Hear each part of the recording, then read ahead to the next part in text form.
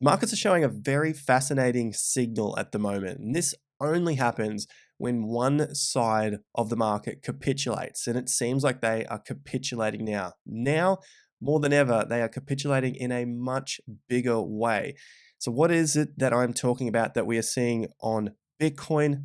We're seeing it on the S&P, and this particular cycle happens in every single market. So no matter what you get out of this video, you can apply it to every single market around the world because humans make up the market, and humans have a funny way of doing the same thing time and time again and not learning from the past. So let's smash up that like button and learn from the previous video that subscribing to the channel helps us remember our words, but also helps us remember the past so we can forecast what's going on in the future. Also, top of the video description is our sign up discount for TIA Premium before our price increases. This is the only place on the internet that you get everything in the investment space brought to you: stocks, cryptos, real estate cycles, so you can make an informed decision for your investment portfolios, funds, whatever it is that you do. More on this later, but first, let's have a look at what is this signal that continues to come up in all of these markets time and time again, and we just do not learn from it. So I want to start with the news headlines. First Republic Bank is taken over by FDIC and sold to JP Morgan in third major bank failure of the year. First up, here is the headline of third major bank failure. These are the things that catch people's attentions, thinking that this thing is way bigger than it actually is. Whereas the smart money is showing us that it is not. So this is the headline that we just had, 1st of May, less than 24 hours ago. And for the SP 500, it basically closed absolutely flat. This is the bar, 0.04% of a movement in that day. And we'll look at it on the futures market as well. But essentially, we had absolutely no movement in the market after we had this third largest bank failure. Yes, it has already been told, and now we're getting the news that it is being sold off, and JP Morgan is taking on board. Here is a visual representation of the size of bank failures. FRB, so First Republic Bank, and SVB, this was the previous one, the Silicon Valley Bank, two of the largest bank failures in American history. But what they don't tell you is that there is more money in the system. Well, I guess we do know that, but it is going to be one of the biggest failures because there is more money in the system. It's absolutely ridiculous to get feared over these sort of headlines. And we know that the smart money is not getting feared because they have done absolutely nothing to the markets on bad news. And what we're getting to is what this bad news means in the market when we can see the prices drop less and less and less. Some of you might know what it is that I'm talking about already.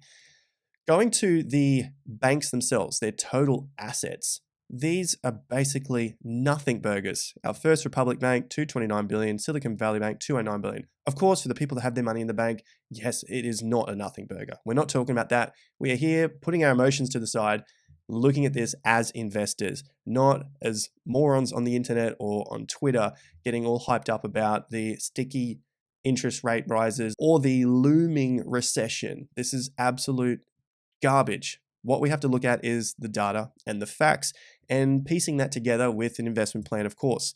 Looking at the banks themselves, total assets here, we can see that JP Morgan, biggest bank here, just above Bank of America, $3.8 trillion. $3 trillion for Bank of America, 2.4 trillion, 1.9 trillion, 1.5, 1.1, half a trillion, half a trillion, half a trillion. And where do these two banks slot into this list?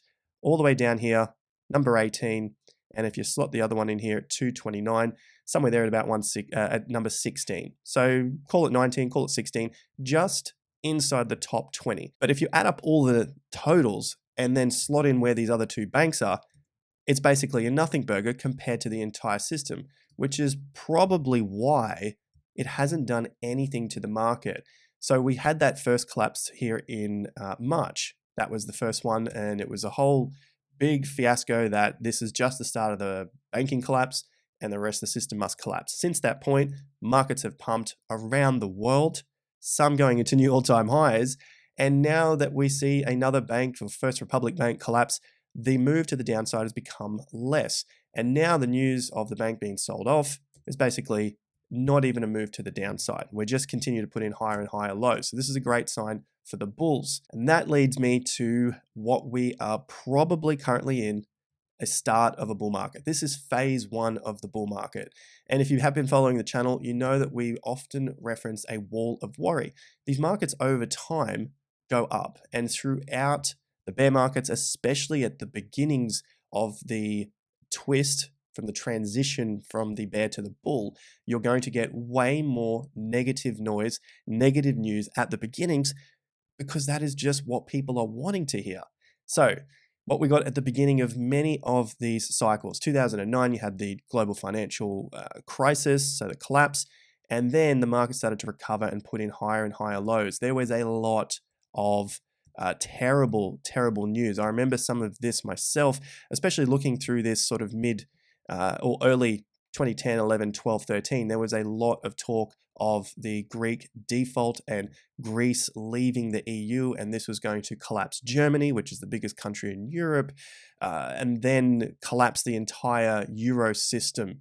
But it didn't, and the markets have gone up. What is the wall of worry? Wall of worry basically happens throughout bull markets, and you notice it on a chart. It's climbing the wall of worry. There's a lot of worry going around in the markets, and you can notice it on a chart because the moves to the downside become less and less, depending on which time frame you're looking at. In this case, we have the daily, but we look at each of the bear markets, and there is a lot of bad news to say that this time we must collapse to the lower side. Eventually we will.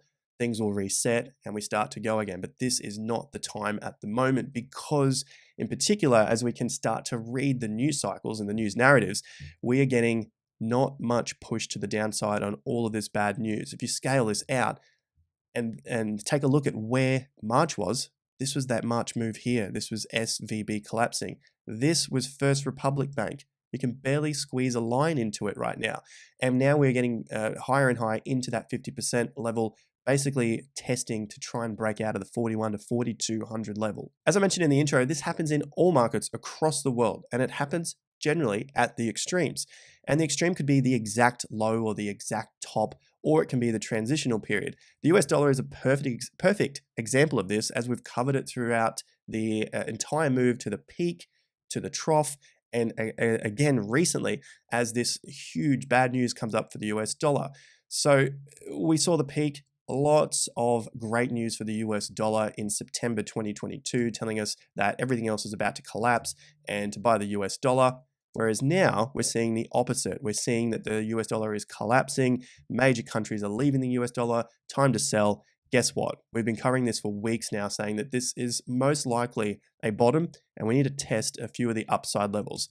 This is in the shorter term, days to weeks, and we'll probably expect this to roll over in the coming months to years. But for now, the news was so bad that it seemed like we had to get a low in the market to start to push this higher. So this is just a reminder of the stuff that we cover here on the channel, as many analysts and whatnot tend to forget the past relatively quickly. Now, for the NASDAQ, this is the same sort of thing that we're seeing here, a rise to higher prices, and it continues to put in higher lows on a pretty long-term uptrend. So this trend comes from the GFC low to the first higher low on a macro time frame here, looking at the monthly chart.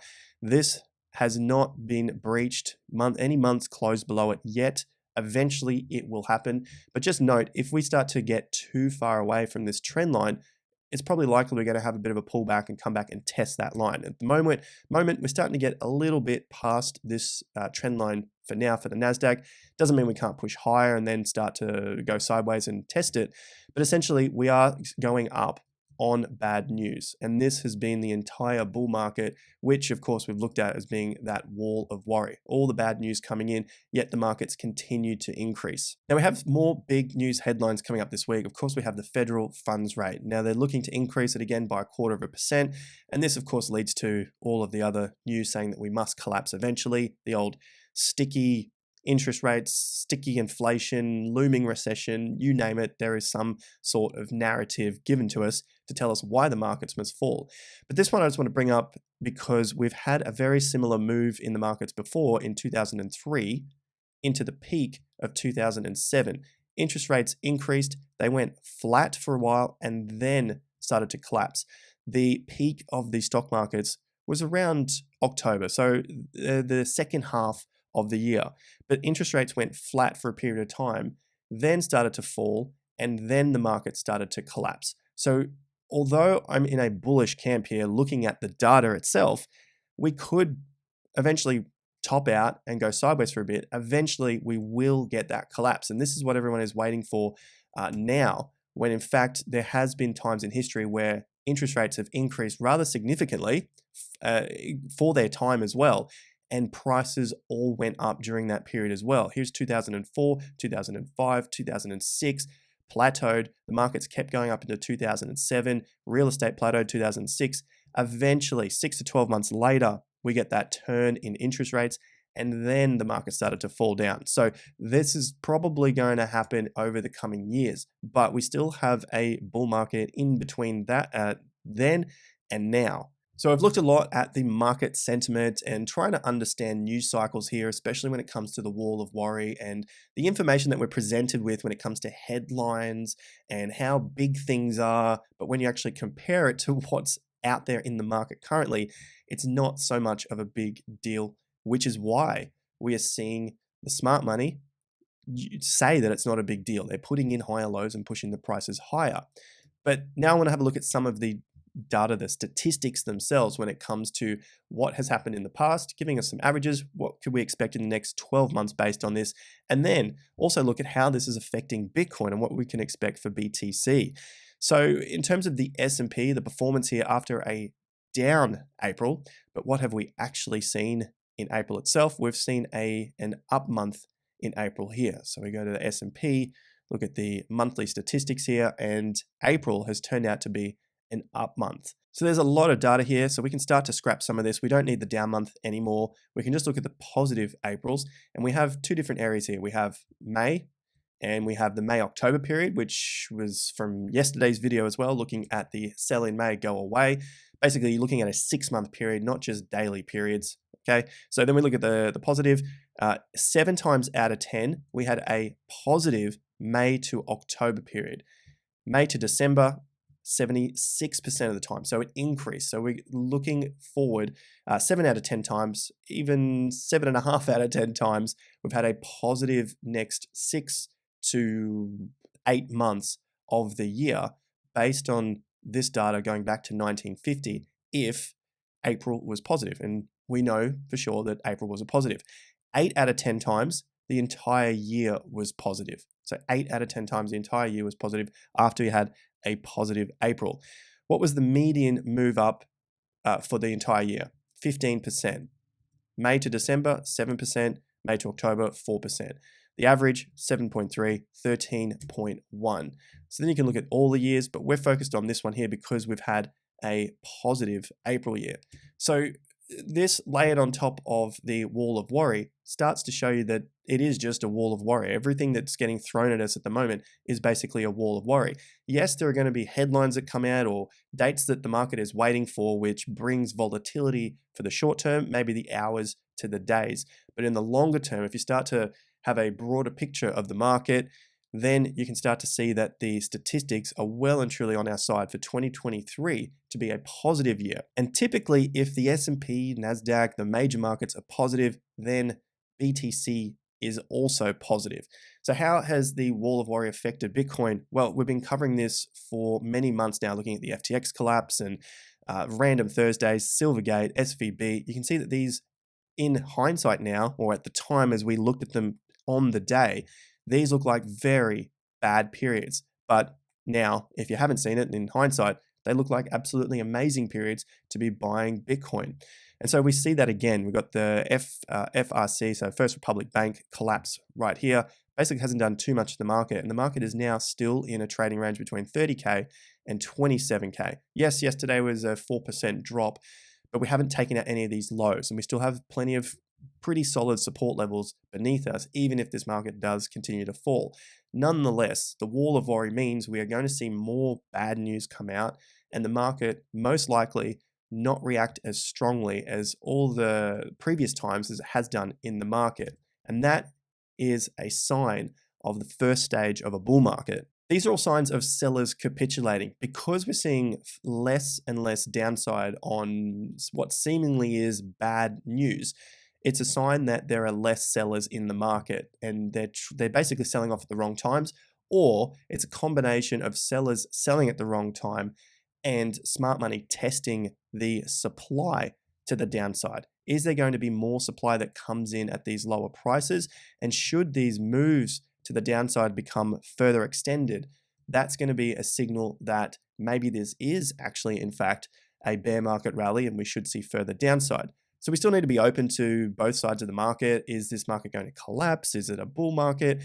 Right now, we're definitely seeing the signs of a first stage in a bull market. And this is the typical stuff that we go through in detail with our members. So as I mentioned in the beginning of the video, there is a discount on TIA Premium before the price increases. There is a ton of content here to get through to plan out your investment and trading strategies before this next bull market really kicks off. And in future videos, I want to go through some more ideas around where we currently sit in Bitcoin, how much time we have left at these lower prices compared to the upside move in the market as well. But if you are interested in that, I would strongly suggest checking that out now. Link in the top of the video description, and that'll get you started on the right journey before we get to those higher prices and the market basically gets into these extreme euphoric stages when there are all of the retail buyers just frothing over every last cent of the move to the upside. As a little trader's tip here, we will be watching the move to the downside that has happened in February to March, as that's basically one of the major first higher swing bottoms for Bitcoin. So this move to the downside was about 22.5%, but more importantly, it was $5,700. So if we move that to the top here at $31,000, we wouldn't want to see this thing go too far below around $23,900 or $24,000, because this would then be a balanced correction. So there's really nothing to worry about to the downside unless we started to break down from 24, consolidate under these levels. Wicks are okay, but you don't want to see the market consolidate under these levels, because that would then mean we would have to flip to a bearish midterm scenario before we could then look to any further upside to test those higher prices again. So for now, we have a very clear view of what we're looking for the bulls to maintain strength here, for any of this sort of downside action, if we're even able to get there and break 27,000. Nonetheless, this is a pretty clear area that the market can remain bullish, the support remain in the market before we start to mount another attack to the upside for BTC. That's all I got for this video. Like and subscribe. Links top of the video description as per usual. I've got more coming up with some more macro stuff on BTC, so don't go anywhere, and I'll see you back here at the next video. Thanks once again, guys. Much appreciated. Till next time, peace out.